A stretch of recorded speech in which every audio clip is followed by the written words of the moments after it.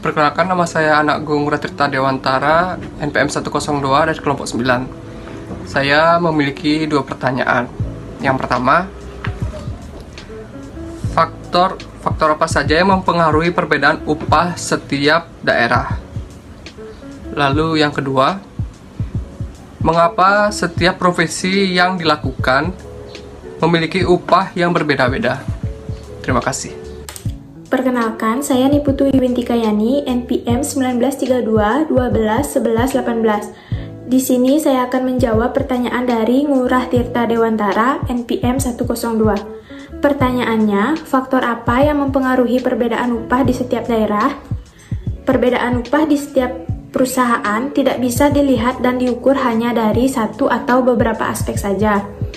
Dengan perkataan lain, besar kecilnya upah pekerja atau buruh di suatu perusahaan atau pada suatu jabatan tertentu yang setara sangat ditentukan oleh banyak faktor, antara lain yang pertama, faktor lamanya masa kerja yang atas dasar pengalaman kerja atau experience mempengaruhi perkembangan skill secara empirik atau autodidak.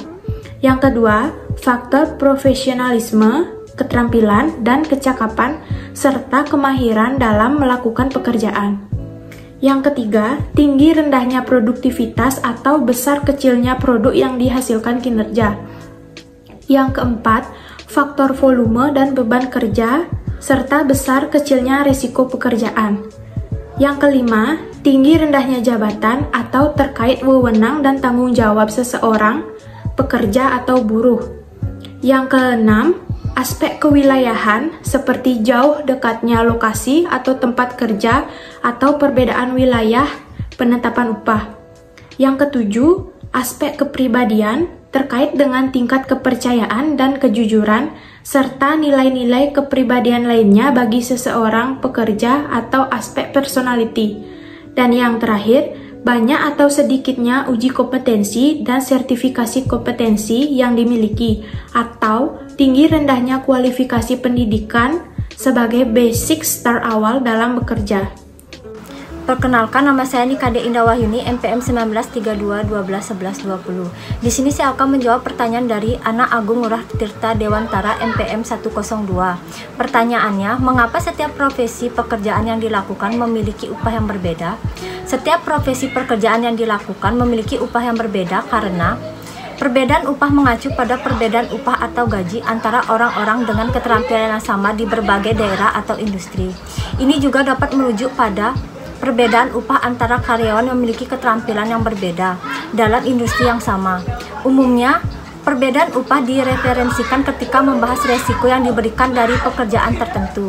Misalnya, jika pekerjaan tertentu mengharuskan seseorang untuk bekerja di sekitar bahan kimia berbahaya, maka pekerjaan itu mungkin memiliki upah yang lebih tinggi karena dibandingkan dengan pekerjaan lain di industri itu yang tidak perlu bersentuhan dengan bahan kimia berbahaya. Ada juga perbedaan upah geografis, di mana orang-orang dengan pekerjaannya yang sama dapat dibayar dengan jumlah yang berbeda berdasarkan di mana tepatnya mereka tinggal dan daya tarik daerah tersebut. Sekian dan terima kasih. Perkenalkan, nama saya Ngurah Suryadi Dharma Wijaya, NPM Mahir 707. Di sini saya akan bertanya, apakah dengan adanya upah minimum dapat menyebabkan pengangguran? Sekian, terima kasih. Perkenalkan, nama saya Nilo Ayu Putu Anggulistari, NPM 1932 11 1052. Di sini saya akan menjawab pertanyaan dari Ngurah Surya Aditama Wijaya, NPM 707. Pertanyaannya, apakah upah minimum dapat menyebabkan pengangguran? Iya, karena upah minimum menjadi salah satu faktor yang mempengaruhi tingkat pengangguran. Tenaga kerja menetapkan tingkat upah minimum pada tingkat upah tertentu. Jika seluruh upah yang ditawarkan besarannya di bawah tingkat upah tersebut, seorang pekerja akan menolak mendapatkan upah tersebut dan hal ini akan menyebabkan terjadinya pengangguran. Jika upah yang ditetapkan pada suatu daerah terlalu rendah, maka akan berakibat tingginya jumlah pengangguran yang terjadi pada daerah tersebut. Apabila ditinjau dari sisi pengusaha, meningkatkan upah akan meningkatkan biaya yang dikeluarkan oleh perusahaan, maka akan mengurangi efisiensi pengeluaran, sehingga pengusaha akan mengambil kebijakan pengurangan tenaga kerja guna mengurangi biaya produksi. Hal ini akan berakibat pada peningkatan pengangguran. Sekian jawaban dari kelompok kami. Terima kasih. Perkenalkan, nama saya Gede Ari Gunawan, NPM 305. Saya ingin bertanya, mengapa setiap daerah memiliki upah minimum yang berbeda-beda? Terima kasih. Perkenalkan, nama saya Nikade Indah Wahyuni, NPM 1932121120. Di sini saya akan menjawab pertanyaan dari Gede Ari Gunawan, NPM 305. Pertanyaannya, mengapa setiap daerah memiliki upah minimum yang berbeda-beda? Upah minimum di setiap daerah di Indonesia akan berbeda-beda. Hal ini terjadi karena persebaran industri yang juga berbeda di seluruh Indonesia. Upah minimum yang telah ditetapkan ini bisa menjadi pembanding bagi Anda dalam menerima upah, sehingga tidak terjadi hal-hal yang mungkin berisi ketidaksesuaian upah yang merugikan karyawan, dan upah minimum akan menjadi bahan pembanding dan pertimbangan. Sekian dan terima kasih. Perkenalkan, nama saya Komang Bayu Tristiawan, NPM 276. Saya akan bertanya ke kelompok 7 terkait proposal sistem pengupahan. Pertanyaannya, apa yang mempengaruhi kenaikan upah di setiap daerah? Terima kasih. Perkenalkan, saya Niputu Yuwintikayani, NPM 1932121118. Di sini saya akan menjawab pertanyaan dari Komang Bayu Trisetiawan, NPM 276. Pertanyaannya, apakah yang mempengaruhi kenaikan upah di setiap daerah? Kenaikan upah karyawan dilakukan melalui peninjauan dan penyesuaian struktur dan skala upah secara berkala, dengan mempertimbangkan tingkat produktivitas dan kemampuan perusahaan. Kebijakan pengupahan sendiri mengacu pada struktur dan skala upah yang berlaku di perusahaan, yaitu kisaran upah dari yang terkecil sampai terbesar untuk golongan jabatan yang terendah hingga tertinggi.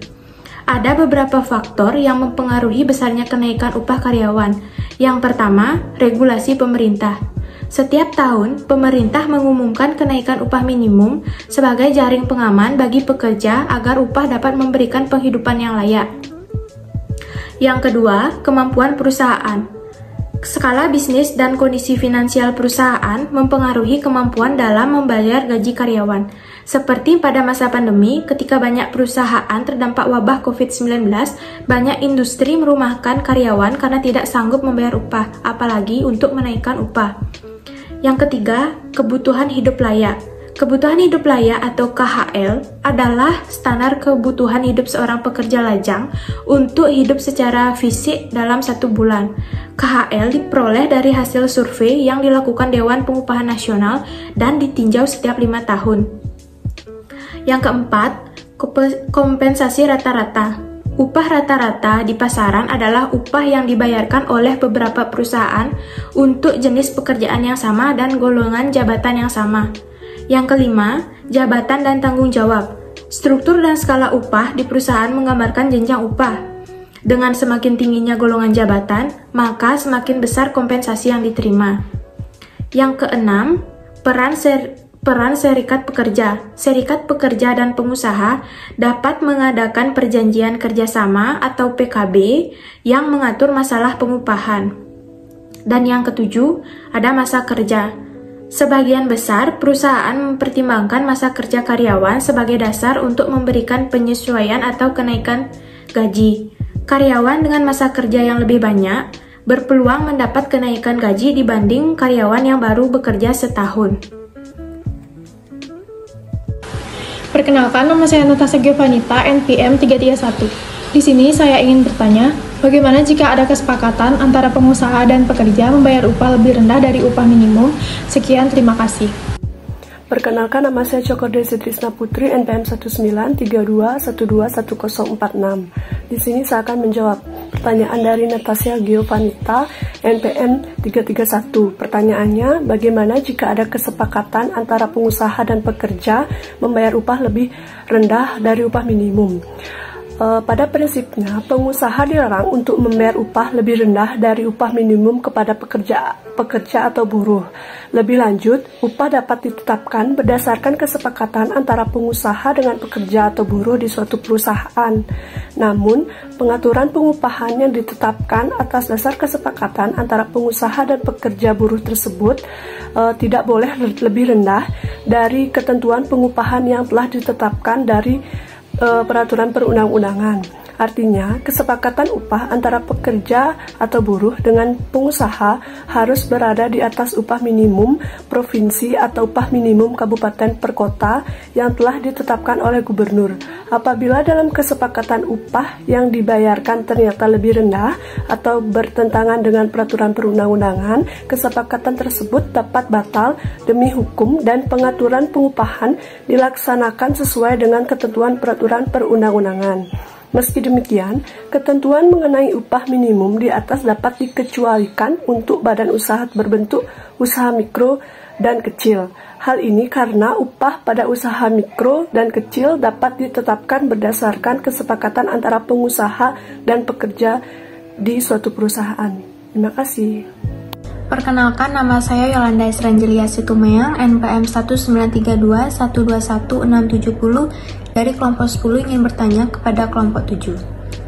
Dalam suatu perusahaan, apabila ada seorang pekerja atau karyawan melanggar peraturan perusahaan yang ada, apakah seorang pekerja atau karyawan tersebut akan dikenakan denda atau pemotongan upah? Terima kasih.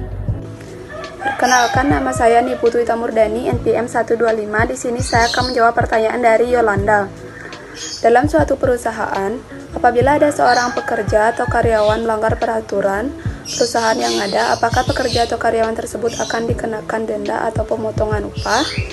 Jawabannya, dalam setiap perusahaan pasti memiliki aturan-aturan dalam sistem pekerjaannya. Apabila ada yang melanggarnya, beberapa sanksi harus diterima karyawan. Salah satunya dikenakan denda, yaitu pemotongan gaji. Sanksi ini diberikan pada karyawan jika melakukan pelanggaran peraturan. Pengusaha atau pekerja buruh yang melanggar ketentuan dalam perjanjian kerja, peraturan karena kesengajaan atau kelalaian dikenakan denda apabila diatur secara perjanjian kerja.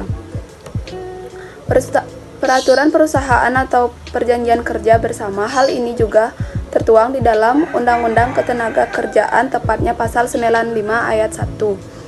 Kendati demikian, jika karyawan melakukan kesalahan dan mengakibatkan pemotongan gaji, maka sesuai dengan pasal 61 ayat 2, pengenaan denda sebagaimana dimaksud tidak menghilangkan kewajiban pengusaha untuk tetap membayar upah kepada pekerja atau buruh. Selanjutnya, berdasarkan pasal 63 ayat 3, yang berbunyi bahwa pemotongan upah harus dilakukan berdasarkan kesepakatan tertulis atau perjanjian tertulis. Terima kasih. Perkenalkan, nama saya Ida Ayum Desria Patni, NPM 360. Di sini saya mau bertanya, bagaimana jika perusahaan terlambat memberikan upah kepada karyawan? Apakah perusahaan tersebut akan dikenakan sanksi? Sekian dari saya, terima kasih. Perkenalkan, nama saya Nilo Hayu Putu Angulistari, NPM 19321211052. Di sini saya akan menjawab pertanyaan dari Ida Ayu Made Surya Patni, NPM 390. Pertanyaannya, bagaimana jika perusahaan terlambat memberikan upah kepada karyawan? Apakah perusahaan tersebut akan dikenakan sanksi? Perusahaan yang terlambat membayar gaji karyawan dikenakan denda.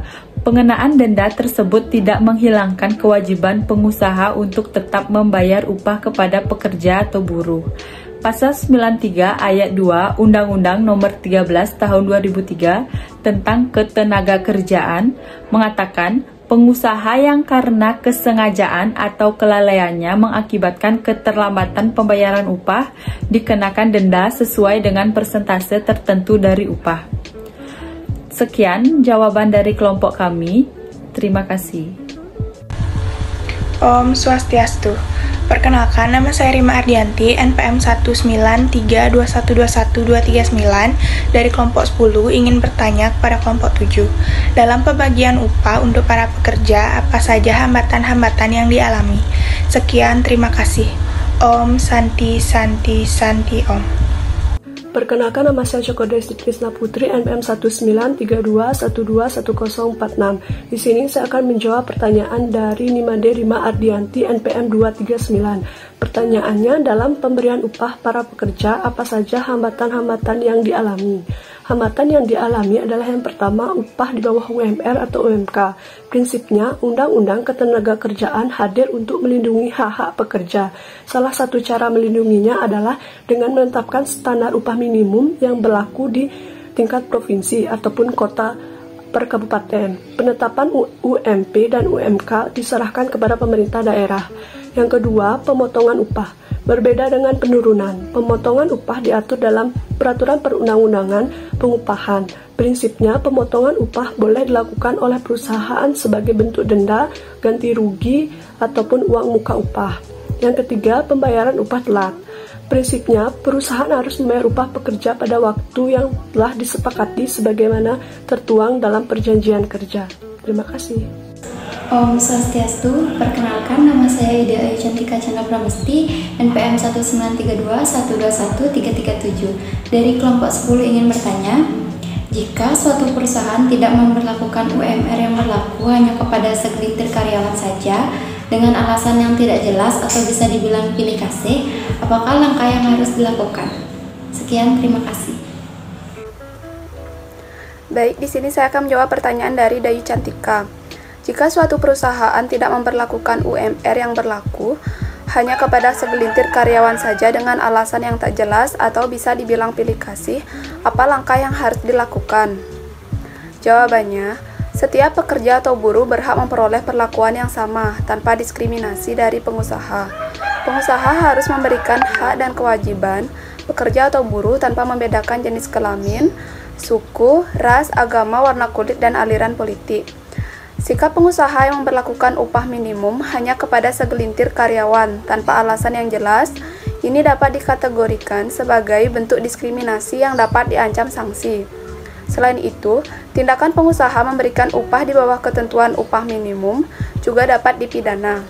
Berkaitan dengan hal ini, pada dasarnya setiap pekerja atau buruh berhak memperoleh perlakuan yang sama tanpa diskriminasi dari pengusaha. Pengusaha harus memberikan hak dan kewajiban pekerja atau buruh tanpa membedakan jenis kelamin, suku, ras, agama, warna kulit, dan aliran politik. Artinya, upah yang merupakan hak pekerja tidak boleh diberikan secara diskriminatif, terlebih tanpa alasan yang jelas. Dengan kata lain, pembayaran upah di bawah upah minimum harus diberlakukan kepada seluruh karyawan di perusahaan itu tanpa diskriminatif. Sanksi bagi pengusaha yang bertindak diskriminatif. Jika perusahaan melakukan tindakan diskriminatif terhadap pekerjanya, maka menteri atau pejabat yang ditunjuk mengenakan sanksi administratif kepada pengusaha. Adapun sanksi administratif tersebut berupa yang pertama teguran, yang kedua peringatan tertulis, yang ketiga pembatasan kegiatan usaha, yang keempat pembekuan kegiatan usaha, yang kelima pembatalan persetujuan, yang keenam pembatalan pendaftaran, yang ketujuh penghentian sementara sebagian atau seluruh alat produksi, dan yang terakhir yaitu pencabutan izin. Sekian, terima kasih.